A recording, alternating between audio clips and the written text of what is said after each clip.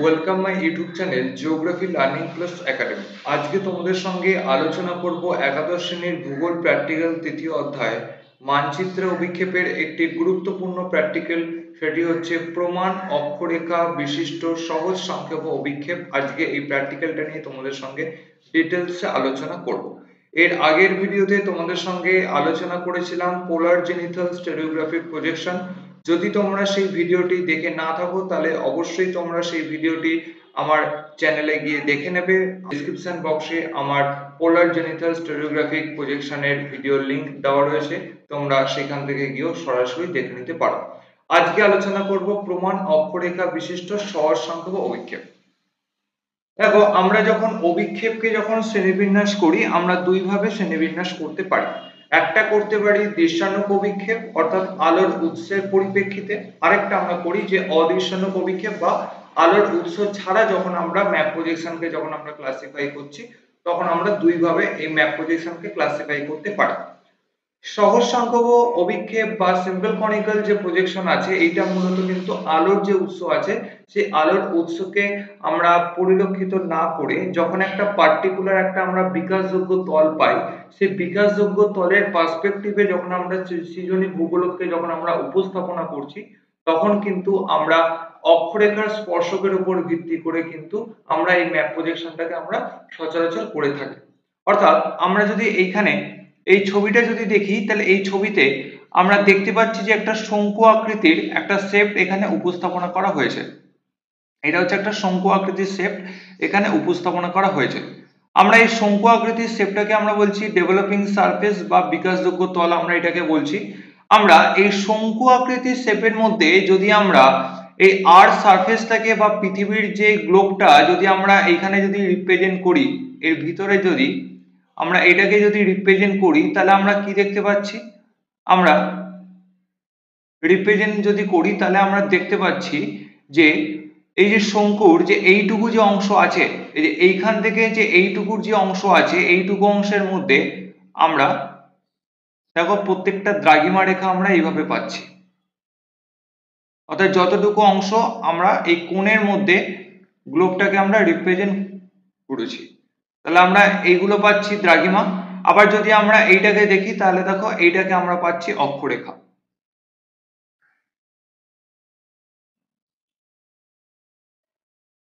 অর্থাৎ এইখানে কিন্তু আমাদের যে জেনারেটিং গ্লোব বা সৃজনী ভূগোলক আছে তার যে গ্র্যাটিকিউলস গুলো আমরা কিন্তু এই যে কনিক্যাল যে শেপ আছে এই কনিক্যাল শেপের মধ্যে পৃথিবীর এইটুকু অংশকে কিন্তু আমরা এখানে রিপ্রেজেন্ট করতে পারলাম। তারপর এইটাকে যদি আমরা মাঝখান থেকে কেটে নিয়ে যদি এটাকে যদি আমরা একদম যদি স্প্রেড করি তাহলে কিন্তু আমরা এই পোরশনটাই কিন্তু আমরা এই শেপে পাচ্ছি। তাহলে এই যে পোরশনটা আছে এই পোরশনটাকে কিন্তু আমরা এখানে বড় আকারে কিন্তু আমরা এই শেপে পাচ্ছি। অর্থাৎ যেহেতু আমরা এই সৃজনী ভূগোলকটাকে আমরা কি করেছি, এই সৃজনী ভূগোলককে আমরা এই কনিক্যাল শেপের মধ্যে রিপ্রেজেন্ট করছি, তাই কিন্তু এইটার নাম হচ্ছে সিম্পল কনিক্যাল প্রজেকশন। আর এইটা যেহেতু একটা আমাদের যে অক্ষরেখা আছে সেই একটা অক্ষরেখাকে স্পর্শক হিসেবে ধরে নিয়ে যখন আমরা এই পুরো প্রজেকশনটাকে অঙ্কন করছি তাই আমরা এটাকে বলছি simple conical projection with one standard parallel বা প্রমাণ অক্ষরেখা বিশিষ্ট সহজ সংখ্যক অভিক্ষেপ আমরা এটাকে বলছি। যদি এটাকে আরো যদি আমরা ভালো করে দেখি তাহলে দেখো এইটা হচ্ছে আমার কনিক্যাল শেপ, এটা হচ্ছে শঙ্কুর কোণ। এই কনিক্যাল শেপের মধ্যে আমরা যদি আর্থ সারফেসটাকে যদি আমরা এইভাবে যদি আমরা রিপ্রেজেন্ট করি তাহলে কিন্তু আমরা দেখতে পাচ্ছি যে এইটুকু যে অংশ আছে অর্থাৎ এইখান থেকে যে এইটুকুর যে অংশ আছে দেখো এইটুকু অংশের মধ্যে কিন্তু পৃথিবীর যেখানে যেখানে আমার অক্ষরেখার বিস্তার হয়েছে সেগুলোকে আমরা এই কনিক্যাল শেপের উপর রিপ্রেজেন্ট করতে পারছি। যেখানে যেখানে দ্রাঘিমা রেখার বিস্তার রয়েছে সেগুলোকেও কিন্তু আমরা এখানে কনিক্যাল শেপে রিপ্রেজেন্ট করতে পারছি। এবং এইখানে আরেকটা জিনিস আমরা দেখব যে যদি আমরা দেখি যে অক্ষরেখা, এই অক্ষরেখাগুলো কিন্তু এখানে বৃত্তাকার ন্যায় অবস্থান করছে। প্রত্যেকটা অক্ষরেখাগুলোকে যদি আমরা দেখি তাহলে দেখব প্রত্যেকটা অক্ষরেখা এভাবে বৃত্তাকার ন্যায় অবস্থান করবে। আর প্রত্যেকটা দ্রাঘিমার যদি আমরা বিস্তৃতি যদি দেখি তাহলে কিন্তু দেখবো প্রত্যেকটা দ্রাঘিমা কিন্তু উত্তর থেকে দক্ষিণ পর্যন্ত কিন্তু এইভাবে কিন্তু সরল রেখার ন্যায় কিন্তু অবস্থান করবে। আমরা এইটাকেই আমরা বলছি যে সিম্পল কনিক্যাল প্রজেকশন। অর্থাৎ আমরা যদি সৃজনী ভূগোলককে যদি একটা বিকাশযোগ্য তল যদি আমরা সেটা কনিক্যাল শেপের মধ্যে রিপ্রেজেন্ট করি, তাহলে আমার পৃথিবীর যতটুকু অংশ আমার কনিক্যাল শেপের মধ্যে আসবে সেই অংশের যদি আমরা গ্র্যাটিকিউলস গুলো যদি দেখি বা অক্ষাংশ বা দ্রাঘিমা রেখার যদি জালিকা বিন্যাস যদি আমরা দেখি, তাহলে দেখবো সেটা কিন্তু আমার কনিক্যাল শেপে কিন্তু হবে। সেটাকে আমরা বলছি সহজ সম্ভব অভিক্ষেপ। এখানে এর বেশ কিছু ধর্ম রয়েছে, বেশ কিছু ব্যবহার দেওয়া রয়েছে, সেগুলো তোমরা এখান থেকে পড়ে নিতে পারো। আমি আর এর ডিটেলসে যাচ্ছি না, এবারে চলে যাব সরাসরি এর অঙ্কন পদ্ধতিতে। দেখো এখানে একটি অঙ্ক দেওয়া আছে, সেটা হচ্ছে RF 1:65 মিলিয়ন অনুযায়ী একটি প্রমাণ অক্ষরেখা বিশিষ্ট সহজ সাংখ্যব অভিক্ষেপ অঙ্কন করো, যার অক্ষাংশগত বিস্তার 40 ডিগ্রি নর্থ থেকে 80 ডিগ্রি নর্থ এবং দ্রাঘিমাগত বিস্তার 150 ডিগ্রি ইস্ট থেকে 150 ডিগ্রি ওয়েস্ট এবং এর ব্যবধান বলে দিয়েছে 10 ডিগ্রি। তাহলে এইখানে একটা অঙ্ক বলে দিয়েছে, সিম্পল কনিক্যাল প্রজেকশনের একটা অঙ্ক বলে দিয়েছে, তার RF এর মান আমার দেওয়া রয়েছে, অক্ষাংশগত বিস্তার দেওয়া রয়েছে এবং দ্রাঘিমাংশগত বিস্তারও কিন্তু এখানে দেওয়া রয়েছে এবং অক্ষরেখা আর দ্রাঘিমা রেখার মধ্যে যে ব্যবধান, সেই ব্যবধানও কিন্তু আমার 10 ডিগ্রি এখানে বলে দিয়েছে। এইবারে চলে যাব এই অঙ্কের সমাধান আমরা কিভাবে করতে পারি। প্রথম ধাপে আমাদের আসতে হবে যে সৃজনী ভূগোলকের ব্যাসার্ধ। দেখো এই সৃজনী ভূগোলকের ব্যাসার্ধ এর আগের ভিডিওতে যখন আমি পোলার জেনিথাল স্টেরিওগ্রাফিক ম্যাপ প্রজেকশন অঙ্কন করেছিলাম, সেখানেও বলেছিলাম আমার ম্যাপ প্রজেকশনের যাই অঙ্ক দিক না কেন ধাপ 1 এটা কিন্তু আমার সব অঙ্কের ক্ষেত্রে কিন্তু সেম থাকবে, কারণ সৃজনী ভূগোলকটা যখন আমরা রিপ্রেজেন্ট করছি আলটিমেটলি সেটা অঙ্কনের ক্ষেত্রে সৃজনী ভূগোলকের ব্যাসার্ধ কত হবে সেটাকে আমাদের এখানে ফার্স্ট জানা দরকার। তাই আগে আমরা বার করব সৃজনী ভূগোলকের ব্যাসার্ধ। এই সৃজনী ভূগোলকের ব্যাসার্ধ নির্ণয় করার জন্য একটা সূত্র আছে, সেটা হচ্ছে পৃথিবীর প্রকৃত ব্যাসার্ধ ডিভাইডেড বাই RF। পৃথিবীর প্রকৃত ব্যাসার্ধ হচ্ছে 640 মিলিয়ন, এটা সবসময় ফিক্স থাকবে। আমার যাই অঙ্ক দিক না কেন পৃথিবীর প্রকৃত ব্যাসার্ধ হচ্ছে 640 মিলিয়ন, এটা কিন্তু তোমরা মুখস্থ করে রাখবে, ভুলে গেলে কিন্তু চলবে না। আর এখানে বলে দিয়েছে RF যেটা আমার অঙ্কের প্রশ্নে দেওয়া রয়েছে যে 1:65 মিলিয়ন, এই 65 মিলিয়নটাকে আমরা এখানে RF এর ক্ষেত্রে বসিয়ে নিয়েছি। এটাই একমাত্র অঙ্কের ভিত্তিতে চেঞ্জ হবে। যদি আমার কোন অঙ্কে RF যদি অন্য দেয়, তাহলে সেখানে আমার RF এর মানটাও কিন্তু এখানে পাল্টে যাবে। তাহলে আমরা এইভাবে যদি এইটাকে যদি আমরা ক্যালকুলেশন করি, ক্যালকুলেশন করে কিন্তু পাবো 9.85 সেন্টিমিটার হচ্ছে আমার সৃজনী ভূগোলকের ব্যাসার্ধের মান। তাহলে আমরা সৃজনী ভূগোলকের ব্যাসার্ধের মানটাকে আমরা এখানে নির্ণয় করে নিলাম। নির্ণয় করে নেওয়ার পর এরপরে আমরা আসবো ধাপ 2। ধাপ 2 তে কি বলে দিয়েছে যে 10 ডিগ্রি ব্যবধানে প্রমাণ অক্ষরেখা নির্ণয়। এরপরে আমরা দেখব যে প্রমাণ অক্ষরেখাকে আমরা এখানে কিভাবে নির্ণয় করব। তাহলে দেখো অঙ্কের প্রশ্নে আমার প্রমাণ যে অক্ষরেখা বা অক্ষাংশগত বিস্তার, সেই অক্ষাংশগত বিস্তার বলেই দিয়েছে যে 40 ডিগ্রি উত্তর থেকে 80 ডিগ্রি উত্তর এবং বলে দিয়েছে ব্যবধান 10 ডিগ্রি। অর্থাৎ আমার কিন্তু এই ম্যাপ প্রজেকশনটাকে করতে হচ্ছে উত্তর গোলার্ধে করতে হচ্ছে। তাই উত্তর গোলার্ধে যদি 40 থেকে 80 ডিগ্রি যদি আমার অক্ষাংশগত বিস্তার হয়, তাহলে আমি সেক্ষেত্রে আর 10 ডিগ্রি যদি ব্যবধান বলে, তাহলে আমি প্রথমে লিখে দেবো 40। 40 এর পর যদি আমি 10 ইন্টারভেল করি তাহলে পাচ্ছি 50। তারপরে যদি আবার 10 ইন্টারভেল করি তাহলে আমি পাচ্ছি 60। আবার যদি আমি 10 ইন্টারভেল করি তাহলে আমি পাচ্ছি 70। আবার যদি আমি 10 ইন্টারভেল করি তাহলে আমি পাচ্ছি 80। তাহলে এইভাবে কিন্তু 10 ডিগ্রি ব্যবধানে কিন্তু আমার অক্ষাংশগত বিস্তৃতি কিন্তু আমরা এখানে বসিয়ে নেব। তাহলে দেখো ঠিক এইভাবে কিন্তু আমরা অক্ষাংশগত বিস্তার আমরা 10 ডিগ্রি ব্যবধান অনুযায়ী কিন্তু পরপর আমরা এখানে বসিয়ে নিয়েছি। বসিয়ে নেওয়ার পর আমাদের এইখানে যে অক্ষরেখাগুলো এলো, এই অক্ষরেখাগুলোর মধ্যে প্রমাণ অক্ষরেখার মান কত সেটাকে আমাকে এখানে বার করতে হবে। প্রমাণ অক্ষরেখাকে বার করার জন্য আমরা এখানে দুটো প্রসেস অ্যাপ্লাই করতে পারি। কিভাবে? দেখো আমার এখানে কটা অক্ষরেখা বলে দিয়েছে, আমার এখানে বলে দিয়েছে 1 2 3 4 5, এই 5টা অক্ষরেখা আমার এখানে রয়েছে বা 5টা অক্ষরেখার মান এখানে আমার বলে দিয়েছে। এই 5টা অক্ষরেখার মধ্যে যে অক্ষরেখার মান আমার মধ্যবর্তী স্থানে অবস্থান করছে বা মিডিলে অবস্থান করছে, সেটাকে আমরা বলতে পারি প্রমাণ অক্ষরেখা। মানে এই যে 5টা যে অক্ষরেখা আছে এর মধ্যে আমি দেখতে পাচ্ছি 60 ডিগ্রি উত্তরটা কিন্তু আমার এখানে মিডিল যে পজিশন আছে সেই মিডিল পজিশনে অবস্থান করছে।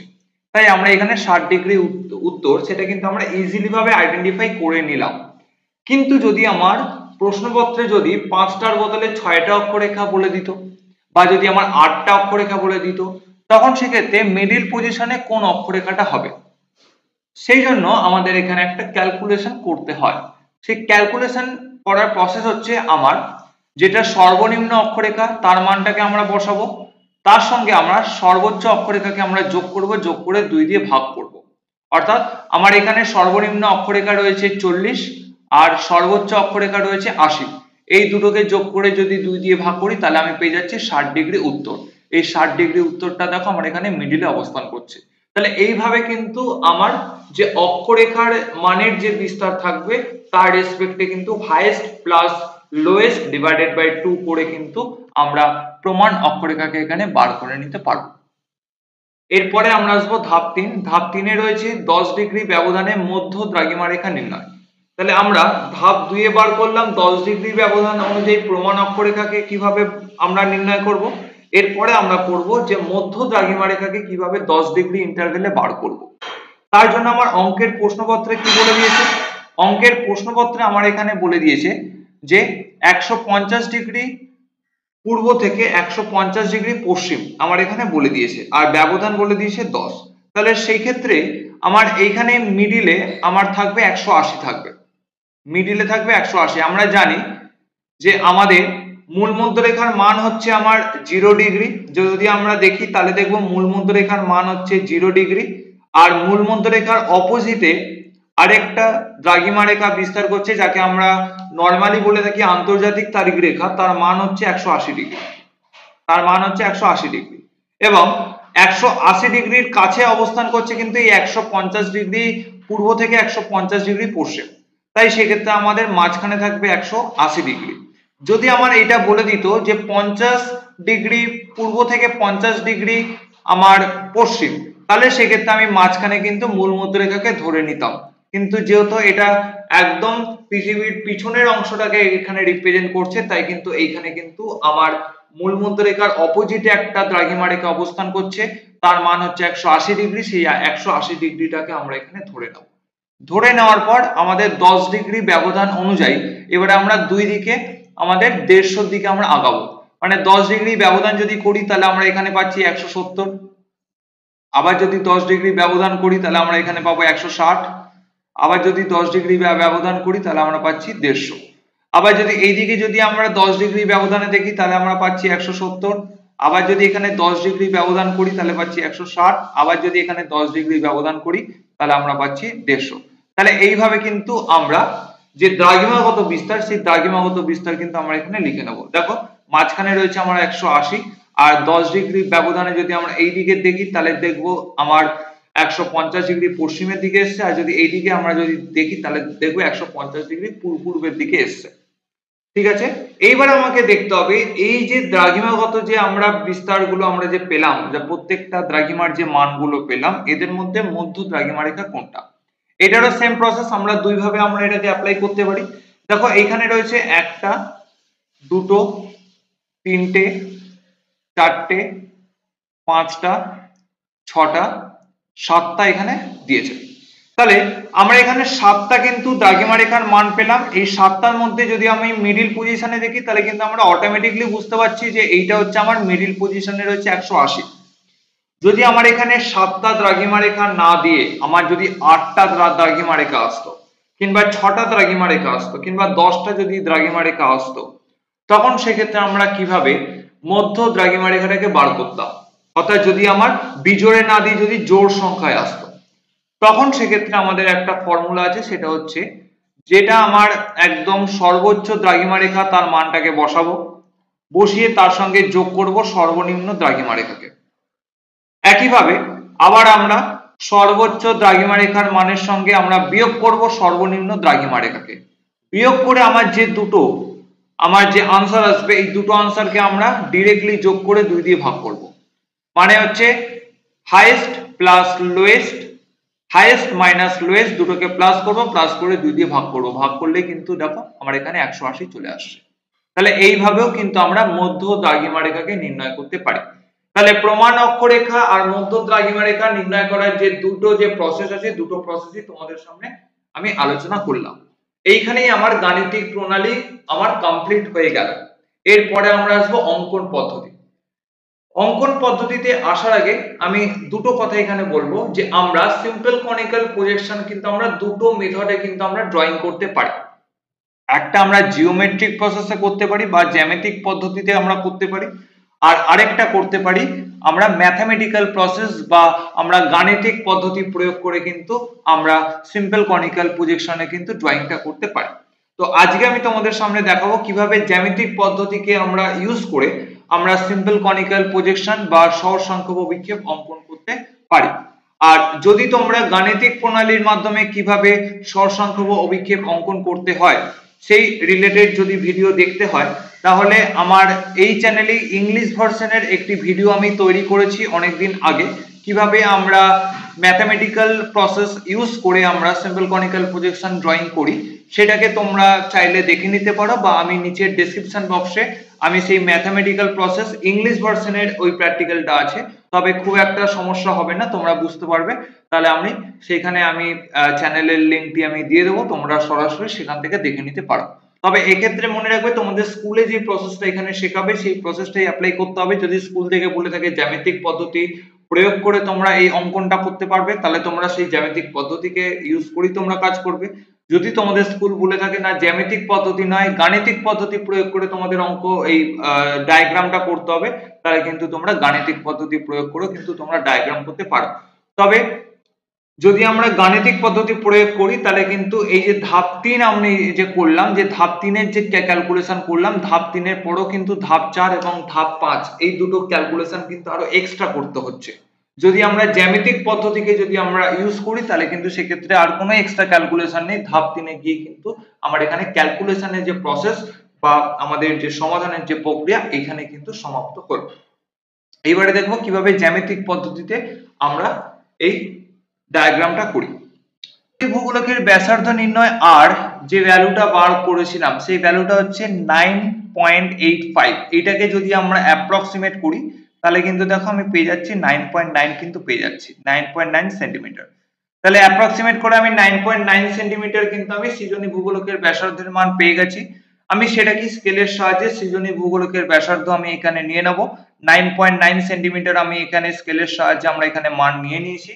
দেখো আমরা মানটাকে এখানে নিয়ে নিলাম, মান নেওয়ার পর এটা হচ্ছে আমার 9.9 সেন্টিমিটার সৃজনী ভূগোলকের ব্যাসার্ধের মান। নেওয়ার পর আমরা কি করব, আমরা এইখানে একটি প্রোটেক্টর বা একটা 360 ডিগ্রির একটা চাঁদা আমরা এখানে বসাবো।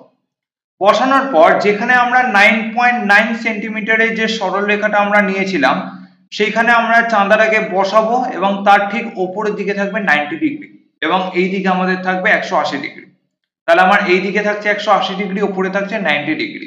এইভাবে আমরা চাঁদাটাকে বসিয়ে আমরা 90 ডিগ্রি একটা লম্ব টেনে নেব, যে কোনো মাপের একটা লম্ব আমরা এইভাবে টেনে নেব। দেখো আমরা এইভাবে কিন্তু একটা লম্ব কিন্তু আমরা এইভাবে একটা লম্ব কিন্তু আমরা এখানে টেনে নিয়েছি। টেনে নেওয়ার পর আমরা কি করব, এরপরে আমরা চাঁদাটাকে সরিয়ে দেবো, সরিয়ে আমরা একটা কম্পাস নেব। কম্পাসের সাহায্যে আমরা 9.9 সেন্টিমিটারের মাপ নিয়ে আমরা একটি বৃত্তচাপ অঙ্কন করব। অর্থাৎ আমরা 9.9 সেন্টিমিটারের মাপটা নিলাম, মাপটা নেওয়ার পর আমরা কম্পাসের সাহায্যে কিন্তু এইভাবে কিন্তু একটা অর্ধবৃত্ত আমরা অঙ্কন করব। তাহলে দেখো আমরা এইভাবে একটা অর্ধবৃত্ত অঙ্কন করলাম কম্পাসের সাহায্যে 9.9 সেন্টিমিটার করে নিয়ে আমরা কি করব, আবার আমরা এখানে প্রোটেক্টর বা চাঁদাটিকে আমরা বসাবো এবং এইখানে তখন থাকবে আমার ডান দিকে থাকবে 0 ডিগ্রি আর উপরে থাকবে 270 ডিগ্রি।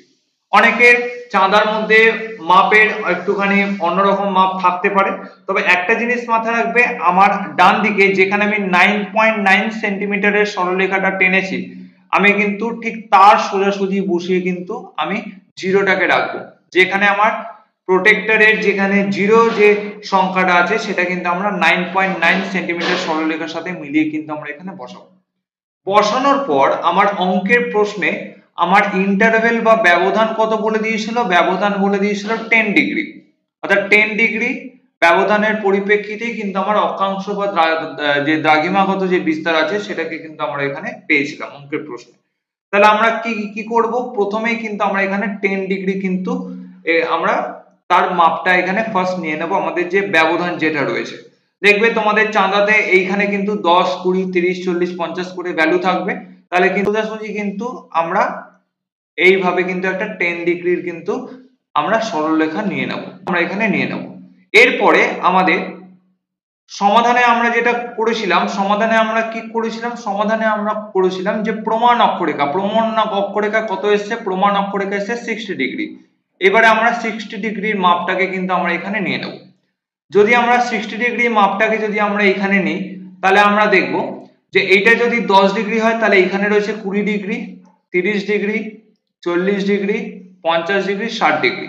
তাহলে এইখানে কিন্তু আমরা পরিমাপ নেব, পরিমাপ নিয়ে কিন্তু আমরা এখানে পরপর দুটো সরলরেখা কেটে নেব।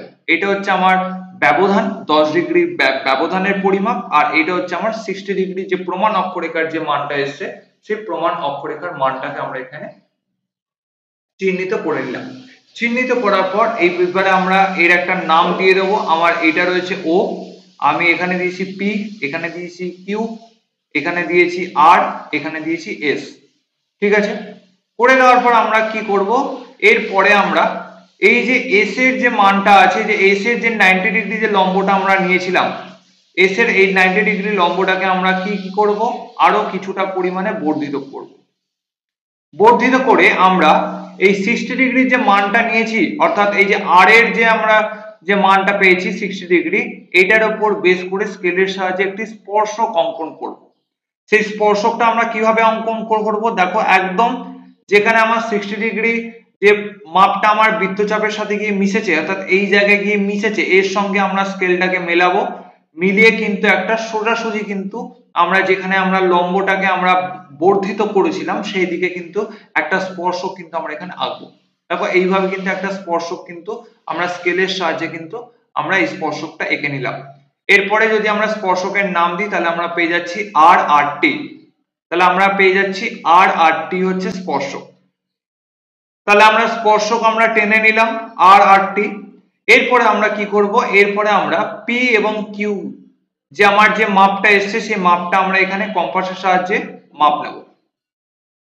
কম্পাসের সাহায্যে মাপ নিয়ে আমরা ও বিন্দুতে এই পি আর কিউটাকে বসাবো, অর্থাৎ এই যে কম্পাসের সাহায্যে পি আর কিউ এর আমরা মাপটা নিলাম, মাপটা নিয়ে আমরা ও বিন্দুতে আমরা পি কিউ কে আমরা বসাবো। বসিয়ে আমরা ঠিক যেভাবে আমরা এই বৃত্তচাপটাকে অঙ্কন করেছিলাম একইভাবে কিন্তু আমরা এইখানেও কিন্তু আমরা পি আর কিউ এর পরিমাপের রেসপেক্টে একটা বৃত্তচাপ অঙ্কন করব। দেখো আমরা এইভাবে কিন্তু একটা বৃত্তচাপ পেয়ে গেলাম। বৃত্তচাপ পাওয়ার পর তারপরে আমরা এর নাম দিয়ে দেবো এ এবং বি, আমরা নাম দিয়ে দেবো। তারপরে আমরা কি করব, এ আর বি এর রেসপেক্টে, অর্থাৎ যেখানে আমার এই যে লম্বটা রয়েছে এই লম্বটার সাথে আমাদের 60 ডিগ্রির যে মানটা আছে এই দুটোর সঙ্গে সমান্তরাল করে কিন্তু একটা স্পর্শক কিন্তু এখানে টানতে হবে লম্ব। আমরা ঠিক এইভাবে স্কেলের সাহায্যে টানবো। যদি আমরা স্কেলটাকে যদি এইভাবে যদি ধরি একদম এ রেসপেক্টে যদি আমরা দেখি তাহলে দেখবো এ রেসপেক্টে কিন্তু আমরা এইভাবে কিন্তু একটা স্পর্শক আমরা এখানে টানবো। দেখো আমরা এইভাবে কিন্তু একটা স্পর্শক পেয়ে গেলাম এবং তার নাম দিয়ে দিলাম সি, সি এবং এ। ঠিক আছে, এরপরে আমরা যেই জ্যামিতিক প্রণালীটা এখানে অঙ্কন করলাম এই অঙ্কনের মধ্য দিয়ে আমরা সিম্পল কনিক্যাল প্রজেকশনের কিন্তু যে মেইন যে ড্রয়িংটা আছে সেই মেইন ড্রয়িংটা কিন্তু আমরা এখানে আঁকবো। তাহলে দেখো আমরা এইখানে যে আর আর টি এর যে মানটা পেয়েছি সেটা আমরা ডায়াগ্রামে দেখাবো প্রমাণ অক্ষরেখার ব্যাসার্ধ। তারপরে সি এবং এ এই যে স্পর্শকটা যে আমরা পেলাম এটা আমরা দেখাবো প্রমাণ অক্ষরেখার বিভাজনের দৈর্ঘ্য। আর আরেকটা পি এবং কিউ এর যে মানটা নিয়েছিলাম এটা দিয়ে আমরা দেখাবো মধ্য দ্রাঘিমা রেখার বিভাজন। তাহলে এই যে তিনটে যে আমরা লাইন ড্র করলাম এই তিনটে লাইনের রেসপেক্টেই, এই যে তিনটে যে লাইন ড্র করলাম, তিনটে যে পরিমাপ নিলাম, এই তিনটে পরিমাপের রেসপেক্টেই কিন্তু আমাদের সিম্পল কনিক্যাল প্রজেকশনটাকে কিন্তু ড্রয়িং করতে হবে। তাহলে এই ক্ষেত্রে আমার টি এবং আর ঠিকঠাক ভাবে কিন্তু অঙ্কন করতে হবে। প্রসেসটাকে ভালো করে মনে রাখবে, এখানে পি এবং কিউ আর এইখানে হচ্ছে এ এবং সি, এইগুলোকে কিন্তু এই তিনটে জিনিসকে কিন্তু ভালো করে কিন্তু মনে রাখতে হবে। এরপরে আমরা চলে যাব মেন ডায়াগ্রামে বা মেন ড্রয়িংটাতে। আমরা এখানে ফার্স্ট কি করব, আমরা একটি যে কোনো মাপের একটি সরলরেখা উত্তর থেকে দক্ষিণ বরাবর আমরা টেনে নেব। তো আমরা এইভাবে একটি যে কোনো মাপের কিন্তু একটি সরলরেখা আমরা উত্তর থেকে দক্ষিণ বরাবর টেনে নিয়েছি। টেনে নেওয়ার পর আমরা কি করব, কম্পাসের সাহায্যে টি এবং আর কে আমরা পরিমাপ করব, অর্থাৎ যেটা দিয়ে আমরা প্রমাণ অক্ষরেখার ব্যাসার্ধ আমরা বার করছি, সেই প্রমাণ অক্ষরেখার ব্যাসার্ধের যে মানটা সেটা কিন্তু টি এবং আর, এই মানটা কিন্তু কম্পাসের সাহায্যে আমরা নিয়ে নেব। নিয়ে নেওয়ার পর আমার যেখানে সরলরেখাটা আমি শুরু করেছিলাম সেখানে কম্পাসটাকে বসাবো, অর্থাৎ টি এর যে পোর্শনটা, টি এর এই কম্পাসের যে ছুচলো অংশটা সেটা ঠিক আমরা এই জায়গাটাতে বসাবো। বসিয়ে কিন্তু আমরা আর এর যে পোর্শনটাতে আমরা এইভাবে একটি বৃত্তচাপ অঙ্কন করব। যদি আমরা দেখি তাহলে আমরা দেখবো যে এইভাবে কিন্তু একটা বৃত্তচাপ আমরা অঙ্কন করলাম এবং এর মান আমরা দিয়ে দিচ্ছি টি এবং আর, অর্থাৎ টি এবং আর এর রেসপেক্টে কিন্তু প্রমাণ অক্ষরেখার যে ব্যাসার্ধের মান সেটাকে কিন্তু আমরা এখানে পেয়ে গেলাম, অর্থাৎ প্রমাণ অক্ষরেখার যে ব্যাসার্ধ 60 ডিগ্রি, এটা হয়ে গেল 60 ডিগ্রির মান, যেটা আমরা প্রমাণ অক্ষরেখা বার করেছিলাম 60 ডিগ্রি, আমরা কিন্তু এখানে 60 ডিগ্রি পেয়ে গেছি। এরপরে আমরা কি করব, এরপরে আমরা পি এবং কিউ এর পরিমাপটা নেব। পি এবং কিউ মানে কি, দেখো আমি এখানে লিখেছিলাম পি এবং কিউ মানে হচ্ছে মধ্য দ্রাঘিমা রেখার বি বিভাজন, তাহলে মধ্য দ্রাঘিমা রেখাকে চিহ্নিতকরণ করার জন্য আমরা পি এবং কিউ এটাকে আমরা কম্পাসের সাহায্যে পরিমাপ করব। পরিমাপ করে আমরা কি করব, যেখানে আমরা 60 ডিগ্রি প্রমাণ অক্ষরেখাটা আমরা বৃত্তচাপ অঙ্কন করেছিলাম তার দুই দিকে কিন্তু আমরা পি এবং কিউ, তার দুই দিকে কিন্তু পি এবং কিউর যে পরিমাপটা পেয়েছি সেটাকে কিন্তু আমরা এখানে বসিয়ে নেব। এটা হচ্ছে পি এবং কিউ আর এটা হচ্ছে পি এবং কিউ। তাহলে এইভাবে আমরা কটা নেব, এইভাবে কটা পরিমাপ নেব। দেখো আমার অঙ্কের প্রশ্নে বলেই দিয়েছিল যে আমার অক্ষরেখার বিস্তৃতি 40 থেকে 80, 40 থেকে 80 বলে দিয়েছিল, তার মানে হচ্ছে 40, 50, 60, 70, 80, অর্থাৎ যদি মিডলে যদি প্রমাণ অক্ষরেখা বিস্তার করে তাহলে এই দিক থেকে নেব দুটো আর এই দিকে নেব দুটো, তাহলে ঠিক আমরা এই দিক থেকে নেব দুটো আর এই দিক থেকে নেব দুটো, তাহলে আমরা একটা এখানে চিহ্নিতকরণ করলাম। ঠিক একইভাবে কিন্তু আরো একটাও কিন্তু আমরা ঠিক পি এবং কিউ এর পরিমাপ নিয়ে কিন্তু আমরা এইখানে চিহ্নিতকরণ করব। তাহলে পি এবং কিউ পরিমাপ নিয়ে কিন্তু আমরা প্রমাণ অক্ষরেখার দুই দিকে কিন্তু আমরা দুটো দ্রাঘিমা রেখার মানকে কিন্তু আমরা এখানে চিহ্নিতকরণ করলাম। চিহ্নিতকরণ করার পর ঠিক একই নিয়মে আমরা কম্পাস দিয়ে আমরা প্রত্যেকটা যে দ্রাঘিমার যে মানগুলো পেয়েছি সেইগুলো দিয়ে আমরা এখানে বৃত্তচাপ অঙ্কন করব। দেখো এইভাবে আমরা বৃত্তচাপ অঙ্কন করলাম, এইভাবে কিন্তু প্রত্যেকটা বৃত্তচাপ কিন্তু আমরা কম্পাসের সাহায্যে কিন্তু অঙ্কন করে নেব পি এবং কিউ এর রেসপেক্টে। তাহলে বৃত্তচাপ অঙ্কন করে নিলাম, করে নেওয়ার পর আমাদের কি করতে হবে, তারপরে আমরা সি এবং এর এই মানটাকে নেব। এই মানটাকে নিয়ে কিন্তু আমাদের প্রত্যেকটা যে অক্ষরেখার সাপেক্ষে যে মোট যে দ্রাঘিমা রেখা আমার যে কটা রয়েছে সেই দ্রাঘিমা রেখাগুলোকে আমরা এখানে চিহ্নিতকরণ করব। তাহলে সেক্ষেত্রে আমরা কি করব, সেক্ষেত্রে কম্পাসের সাহায্যে সি এবং এর মানটা আমরা নিলাম। মান নেওয়ার পর আমাদের যেইভাবে দ্রাঘিমা রেখার বিস্তার রয়েছে, অর্থাৎ এর মিডলে এটা রয়েছে 180 ডিগ্রি, এটা রয়েছে 180 ডিগ্রি, তাহলে এই দিকে আমরা যাব 150 অবধি আর এই দিকে আমরা যাব 150 অবধি যাব। তাহলে এইভাবে যে কটা আমার দ্রাঘিমা রেখার বিস্তার রয়েছে সেই কটা কিন্তু দ্রাঘিমা রেখার বিস্তার কিন্তু আমরা এখানে পরপর বসিয়ে নেব। দেখো আমার যেখানে 60 ডিগ্রি আমার প্রমাণ অক্ষরেখা ছিল আর যেখানে আমার 180 ডিগ্রি আমার মধ্য দ্রাঘিমা ছিল, এর একদম মিডিল থেকে কিন্তু আমরা কি করেছি, সি এবং এ এই মাপটা আমরা এখানে নিয়েছি, সি এবং এর মাপটা নিয়েছি। মাপ নিয়ে কিন্তু পরপর কিন্তু আমরা সি এবং এর পরিমাপটাকে বসিয়ে নিলাম। এইদিকে নিয়েছি 3টে, আবার এই দিকে নেব 3টে। দেখো আমরা এখানে পরপর কিন্তু মান নিয়ে নিলাম। নিয়ে নেওয়ার পর এই যে পরিমাপগুলোকে পেলাম এইগুলোকে কি করব, এইগুলোকে আমার যেখানে টি এর যে মান আছে সেই টি দিয়ে কিন্তু আমরা স্কেল দিয়ে কিন্তু পরপর এইভাবে আমরা প্রত্যেকটাকে কিন্তু জয়েন করে দেবো। এইভাবে কিন্তু আমার দ্রাঘিমা রেখাগুলোকে কিন্তু আমরা এখানে পেয়ে যাব। দেখো যদি আমরা স্কেল দিয়ে জয়েন করি তাহলে ফার্স্টে আমরা এইভাবে স্কেল দিয়ে জয়েন করব, প্রত্যেকটাকে আমরা স্কেল দিয়ে এইভাবে জয়েন করব। জয়েন করলাম, জয়েন করার পর আলটিমেটলি কিন্তু আমরা এইভাবে কিন্তু আমরা দ্রাঘিমা রেখার বিস্তারগুলো পেয়ে গেলাম। দেখো আমি আলোচনার ক্ষেত্রে বলেছিলাম যে প্রত্যেকটা অক্ষরেখা সেটা বৃত্তাকার ন্যায় অবস্থান করবে, আর প্রত্যেকটা যে দ্রাঘিমা রেখাগুলো সেটা কিন্তু সরলরেখার ন্যায় অবস্থান করবে। এরপরে আমরা কি করব, এরপরে আমরা একটা বক্স এখানে অঙ্কন করে দেব। আমাদের প্রায় আঁকা কমপ্লিট হয়ে গেছে। আমরা এইভাবে একটি বক্স আমরা এখানে অঙ্কন করব। এইভাবে একটি বক্স আমরা এখানে অঙ্কন করব। যদি আমরা বক্সটাকে অঙ্কন করি তাহলে আমরা এইভাবে একটা বক্স পেয়ে যাব, এবং আশেপাশে যেগুলো বর্ধিত যে অংশগুলো রয়েছে এই বর্ধিত অংশগুলোকে আমরা কি করব, মুছে ফেলবো।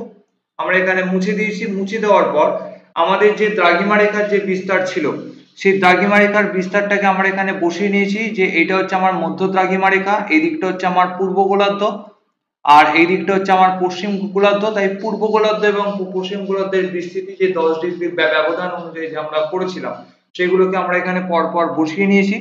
বসিয়ে নেওয়ার পর একইভাবে আমাদের যে প্রমাণ অক্ষরেখার যে মানগুলো ছিল সেই প্রমাণ অক্ষরেখার মানগুলোকে কিন্তু আমরা এখানে বসিয়ে নিয়েছি। বসিয়ে নেওয়ার পর এইভাবে কিন্তু আমরা সহজ সংখ্যক অভিক্ষেপের যে অঙ্কনটা রয়েছে সেই অঙ্কনটাকে কিন্তু আমরা এখানে সমাপ্ত করব। এরপরে আমরা এখানে একটি আরএফ লিখে দেবো, যে আরএফটা আমার অঙ্কের প্রশ্নে দেওয়া থাকবে। এখানে একটা সুন্দর হেডিং দিয়ে দেবো। আর আমার এইটা হচ্ছে মধ্য দ্রাঘিমা রেখা 180 ডিগ্রি, এটার রেসপেক্টে কিন্তু আমরা এই আর এবং টি এর পরিমাপটা নিয়েছি, অর্থাৎ 60 ডিগ্রি আমাদের যে অক্ষরেখাটা আছে সেই অক্ষরেখাটা আমরা টেনেছি 180 রেসপেক্টে, আর আমার এই 60 ডিগ্রি হচ্ছে প্রমাণ অক্ষরেখা। এই দুটোকে আমরা এখানে চিহ্নিতকরণ করে দেবো। তাহলে এইভাবে কিন্তু প্রমাণ অক্ষরেখা বিশিষ্ট সহজ সংখ্যক অভিক্ষেপ কিন্তু আমার এখানে কমপ্লিট হলো। আজকে এটাই ছিল আমাদের আলোচনা, প্রমাণ অক্ষরেখা বিশিষ্ট সহজ সংখ্যক অভিক্ষেপ। যদি আমার ভিডিওটি ভালো লেগে থাকে তাহলে অবশ্যই লাইক, শেয়ার এন্ড সাবস্ক্রাইব করবে। পরবর্তী ভিডিওতে তোমাদের সঙ্গে আলোচনা করব কিভাবে মার্কেটার অভিক্ষেপ অঙ্কন করতে হয়। সকলে ভালো থাকবে, সুস্থ থাকবে, ধন্যবাদ।